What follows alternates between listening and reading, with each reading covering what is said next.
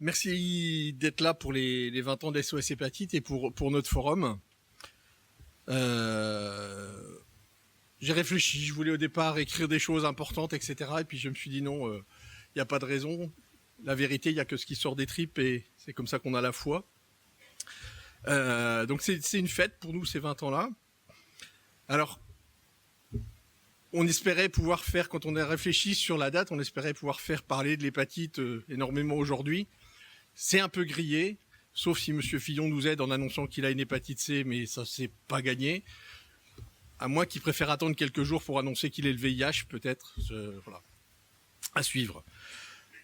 Il y a quelqu'un qui a dit que c'était pas facile d'avoir un jour 20 ans dans les ORES. Moi, je crois que c'est pas facile d'avoir 20 ans à SOS. On a, au départ, voulu résister. Et les résistants aujourd'hui, c'est peut-être ceux pour qui les traitements marchent pas. Mais c'est pas que ça. Aujourd'hui, on constate, en ouverture, que l'État est absent. C'est pas faute d'avoir essayé de solliciter nos hautes autorités, et en particulier notre ministre de la Santé. Alors je vais être positif, j'essaye depuis 20 ans d'être positif. Je pense que c'est parce qu'aujourd'hui SOS Hépatite fait peur, et que la ministre n'ose même pas venir ici, face aux malades. Certains nous ont invoqué le droit de réserve. Je ne suis pas sûr que dans 3 jours pour le VIH, il y aura un droit de réserve. Mais bon. Pourtant, on ne pouvait pas rêver plus bel espace pour venir nous annoncer ce qu'il était sorti de la concertation citoyenne sur le vaccin, la sortie prochaine du 2e décret sur l'accès universel au traitement pour lequel elle avait demandé l'avis de la commission de transparence, qui maintenant va être acquis. Peut-être que Daniel pourra nous en dire plus, mais en tout cas, ça va se faire. On ne peut que regretter cette non-place de l'État. Et pourtant, l'État a fait d'énormes efforts. Et ce que je voudrais dire à Marisol, c'est dommage que vous ne soyez pas là, parce que j'avais envie de vous dire merci. J'avais envie de vous dire merci pour tout ce qu'on a fait, là, depuis 20 ans, parce qu'il n'y a pas une maladie qui a connu une telle évolution.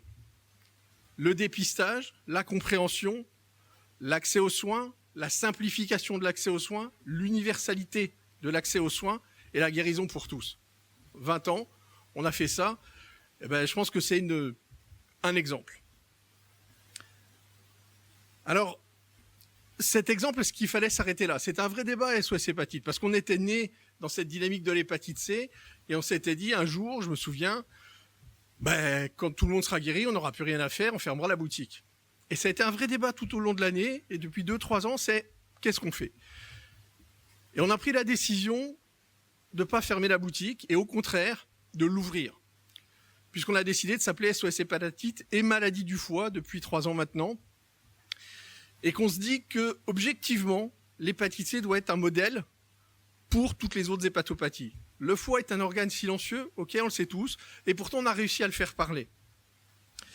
On a réussi à le faire parler à travers le dépistage, à mieux le faire connaître, et on rappelle avec beaucoup de fierté que le boulot des associations, le boulot des hépatologues français, le boulot de l'État français fait qu'au fur et à mesure des rapports, des plans, on a réussi à ce que la France en Europe soit dans les meilleures positions, soit la meilleure sur le dépistage et l'accès aux soins. Et ça, c'est le boulot de tout le monde. Et si on a été capable de faire ça pour l'hépatite C, on doit probablement être capable de faire ça pour l'hépatite B, mais aussi pour la vaccination et pourquoi pas pour les NASH demain. La possibilité de traiter, on se rend compte aujourd'hui qu'on est dans une inversion du paradigme. On passait énormément de temps malade,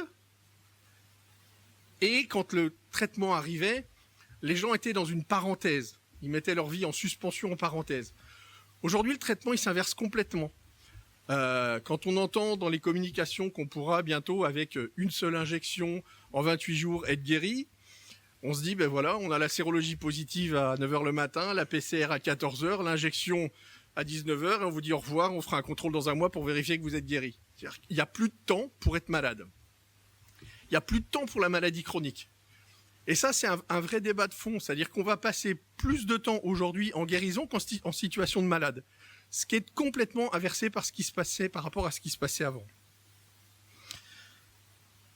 Alors, on ne peut pas parler des 20 ans aujourd'hui sans se souvenir de tout ce qu'on a pu gagner. Je ne veux pas faire l'ancien combattant, mais pour autant, il y a des choses sur lesquelles on bataille depuis 20 ans. Thomas qui est là s'en souvient, on a tout de suite dit qu'on n'était pas d'accord sur les soins funéraires, qu'il y avait des soucis. Force est de constater qu'on n'a pas encore gagné, que les soins funéraires, les soins de conservation pour les malades VIH, les gens atteints d'hépatite, je l'ai encore vécu dans le service cette semaine, c'est pas simple. Il faut encore batailler pour que les choses changent. On a gagné sur des choses comme la vaccination de l'hépatite A. On se souvient qu'une ministre de la Santé était venue nous annoncer que les malades atteints de cirrhose et d'hépatopathie auraient un remboursement du vaccin de l'hépatite A. Donc ça a été aussi une avancée. On se souvient de la bataille qu'on avait fait contre la grippe H1N1 et la nécessité de vacciner tous les cirrhotiques contre la grippe et que l'ALD cirrhose, on s'était rendu compte que les patients atteints de cirrhose ne recevaient jamais d'invitation pour se faire vacciner contre la grippe, or que les hépatologues nous disaient que ça pouvait être dangereux. C'est une bataille qu'on a menée, qu'on a gagnée. Pour autant, quand on demande aujourd'hui à nos patients est-ce que vous avez reçu l'invitation pour la vaccination, c'est pas du 100%, il y a encore des ratés. Donc je pense que les batailles ne doivent pas être gagnées que de face. Et la force des SOS Hépatite, c'est de gagner des batailles de face, mais aussi de les gagner sur le terrain et de s'assurer que les choses soient possibles. Et puis là, probablement, quelque chose d'important aussi, c'est le droit à l'oubli. Ça aussi, c'est quelque chose qu'on a inventé entre les associations et l'État, sur lequel on aurait aimé aussi dire merci à Marisol Touraine pour le droit à l'oubli en cancérologie, mais aussi sur l'hépatite C, pouvoir être oublié, de ne plus avoir l'obligation de dire qu'on a été atteint. On ne doit pas faire de différence entre les malades.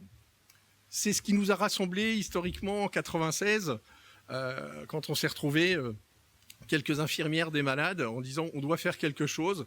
Pourquoi on s'est appelé SOS Hépatite à l'époque? Juste parce qu'il nous fallait 400 francs pour payer une ligne téléphonique pour pouvoir répondre aux malades. C'était juste ça et on n'a pas réfléchi 2 secondes, on s'est appelé SOS Hépatite. Et j'ai envie de dire qu'aujourd'hui, 20 ans après, plus que jamais, c'est SOS. C'est justement SOS parce qu'on croit que tout est fait et que la guérison, elle est là. Notre réponse, c'est non. Il y a des nouvelles drogues, il y a des nouvelles pratiques. On voit arriver une nouvelle épidémie, des nouveaux comportements. On voit une épidémie de cancer du foie arriver aujourd'hui et pour lequel notre plateau technique en France est encore très hétérogène. Donc il y a tout un tas de choses qui doivent nourrir notre réflexion et nourrir notre façon d'inventer les choses. J'ai écrit que, dans l'introduction, on doit rêver les pathologies de demain pour mieux vivre notre maladie aujourd'hui. Et je pense que ça, c'est fondamental. C'est-à-dire qu'on ne doit pas s'interdire, nous les malades, d'imaginer les choses. Quand on avait appelé au dépistage pour tous, on n'imaginait pas qu'un jour on aurait les TROD. Et on aurait aussi voulu dire merci à Marisol Touraine pour les TROD cet été. On avait rêvé à une guérison pour tout le monde, mais on n'imaginait pas que ce serait aussi fort aujourd'hui. Donc il faut s'autoriser à imaginer les choses les plus folles. Les NASH, c'est un vrai problème de demain. Certains diront que c'est le problème de la malbouffe, je ne suis pas sûr. C'est aussi le problème de vivre dans un pays d'opulence, où on a la possibilité à l'accès à l'alimentation. Et ça doit nous amener une réflexion sur toute cette question. Quand on entend que la première cause de cirrhose aux États-Unis est devenue l'obésité, on doit se poser des questions. Et on doit réfléchir le foie autrement. Et je crois qu'aujourd'hui, on a trop dit « mon foie ne connaît pas » pour inverser les choses et imaginer qu'on a un capital hépatique. Mon foie, je dois le connaître. Si je ne le connais pas, lui se souvient de tout. Et tout ce qui va être passé dans mon corps, en termes de substances, de produits, d'obésité, de surcharge, etc., il y aura un impact sur notre fonctionnement hépatique. Et je pense qu'on doit faire un énorme travail, et c'est peut-être ça l'enjeu des SOS Hépatite dans les 20 ans à venir, c'est de faire prendre conscience à la population que mon foie, il faut que je le connaisse. Il faut que j'arrive à travailler avec mon capital hépatique. 20 ans, c'est aussi le souvenir. J'avais imaginé un moment et j'avais sollicité les copains des SOS Hépatite pour parler de ceux qui avaient quitté le combat, de Gisèle qui nous parlait de Thierry dans les premières heures. Et puis je me suis refusé à le faire pour la bonne et simple raison qu'on va forcément oublier des gens et puis que l'implication des uns et des autres a été différente. Je veux juste rendre hommage à tous ces gens qui sont partis. Je pense à nos amis militants au Brésil, au Portugal, qui avaient épousé la cause et qui sont décédés de leurs complications. J'ai envie de dire aujourd'hui, il y a 2-3 façons différentes d'être mort en se battant pour SOS Hépatite. On a certes les gens qui sont morts en se battant contre le virus, qui sont morts sur une table d'opération pendant une transplantation, en attendant une transplantation, quelques jours après une transplantation. Je pense à nos amis belges où la greffe est arrivée trop tard. Ça, c'est des gens qui se sont battus contre leur hépatite. Et puis, il y a aussi ceux qui sont morts après, qui ont vécu la guérison et qui ont parfois tellement mis sur la guérison qu'ils ont oublié de se surveiller. Je pense à des gens qui ont guéri de leur VIH, qui ont guéri de leur hépatite C, qui avaient stabilisé leur VIH et qui... Je n'ai pas dit qu'ils ont guéri de VIH. Non, c'est pas le scoop de la journée. Non. Qui ont stabilisé leur VIH, guéri de leur hépatite C et qu'on a accepté de regarder consommer 2 paquets de cigarettes et qui sont morts d'un cancer du poumon, j'ai envie de dire comme tout le monde.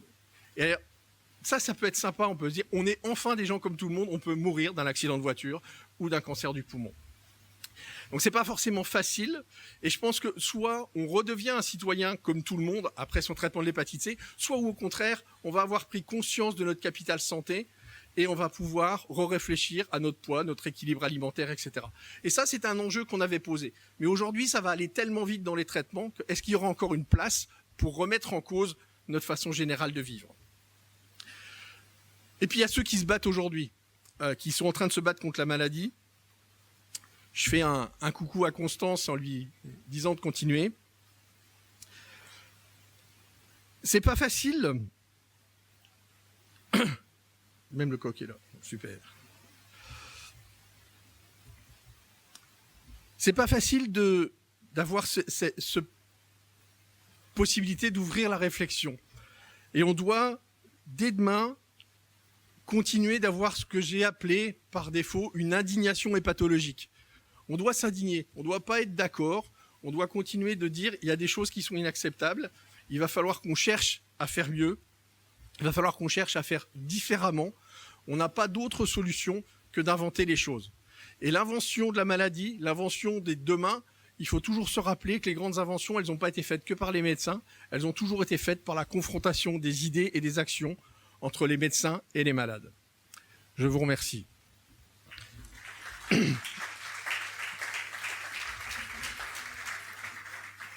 Je vais passer la parole à Thomas Leronceau. Thomas, c'était un des militants de la première heure. Il fait partie des gens qui sont guéris, qui sont passés, qui sont revenus, mais qui sont toujours là. On pourrait se demander si guérir, c'est pas aussi quitter SOS Hépatite et se dire que tous les gens qui sont SOS sont pas encore guéris, qu'il reste quelque chose. En tout cas, je lui ai demandé de réfléchir sur les 20 ans qui s'étaient passés et je le remercie de venir nous en parler. Merci Thomas.